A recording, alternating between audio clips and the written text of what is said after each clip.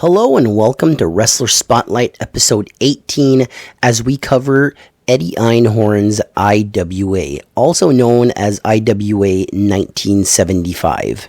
Now, to start this off, we got to talk about Eddie Einhorn and Pedro Martinez, who would be the two founders of the International Wrestling Association. First up, Pedro Martinez. He would be the owner and founder of the NWF, the National Wrestling Federation, in the early 70s before he would fold that company and help find the IWA. The NWF Heavyweight Championship belt and the NWF North American Championship belt would find its way into New Japan Pro Wrestling in the 70s and 80s, and the NWF Heavyweight title would be New Japan's world title, mostly held by Antonio Inoki, who had wrestled for the NWF. Before the IWA was formed, Eddie Einhorn owned his own TV station called TVS. This was mostly known for airing NCAA men's division basketball games. Now, the original plan for the IWA was for Pedro Martinez and Eddie Einhorn to take the promotion national. That obviously never happened, but that was the original plan. The IWA would mostly stay in the Cleveland-Buffalo area. If the IWA would have went national, this would have been a full 10 years before Vince McMahon went national with the WWF. One thing that they did do before Vince McMahon is the Superhero World Champion. Before Hulk Hogan and the Ultimate Warrior, IWA had Mil Máscaras, and he would become the first and only IWA World Heavyweight Champion. The IWA's first tag team champions were the Mongols. Bolo and Gito Mongol would dominate the tag team division in the IWA. Gito Mongol, once he was done with the Mongols tag team, would have a couple of successful gimmicks, first as the mass superstar in the NWA territories, and later on as Axe from Demolition in the WWF. The IWA would also have an IWA North American Heavyweight Championship that was first won by Tarzan Tyler. That same year, he would lose the title to Ox Baker, but not long after winning the title, Ox Baker would vacate the title, and the third guy to hold the belt would be Dick the Bulldog Brower.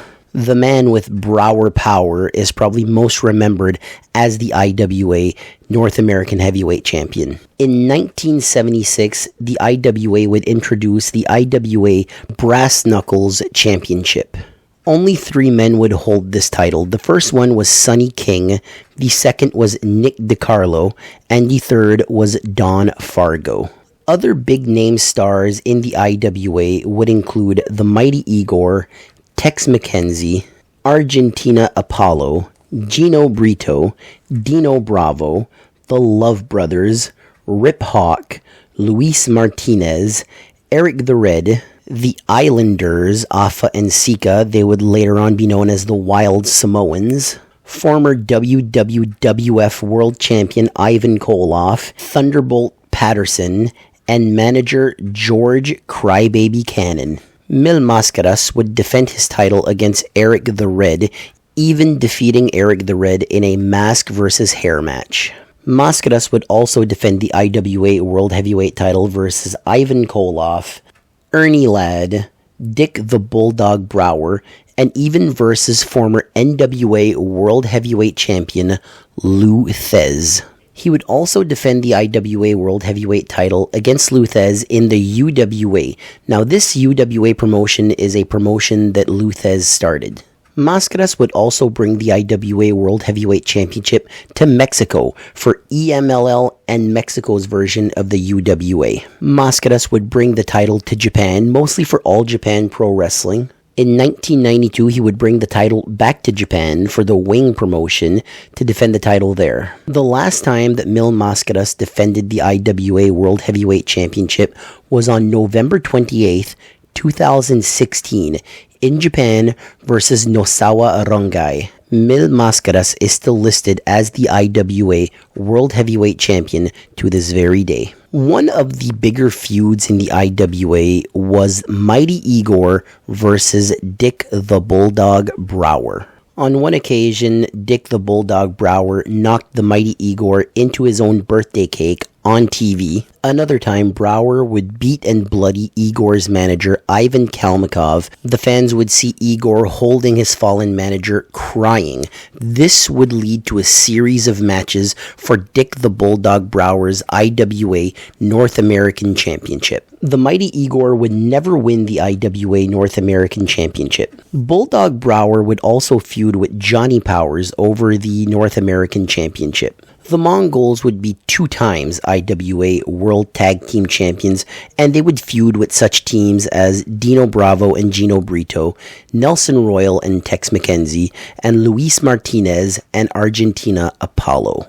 Some websites say IWA closed in 1977, other sites say 1978, but by this time, IWA had scaled down and were doing shows in Virginia and North Carolina. And as most old school wrestling fan knows, the Carolinas, that's Crockett territory. After losing an antitrust lawsuit versus Jim Crockett Promotions, the IWA would close its doors for good. The IWA was shown overseas in Nigeria and Singapore in 1978, and clips from the IWA was featured on ESPN's Cheap Seats. The IWA was later on featured on ESPN's Classic Golden Age of Wrestling. The legacy of the IWA is of a company that was ahead of its time, trying to go national in the mid-70s and trying to compete with the NWA in the late 70s. They ultimately failed, but are remembered fondly to this very day. Plenty of footage and full shows of the IWA still exist on YouTube. And with that, that'll be the end of this episode. I want to thank you all for listening, and have a great day.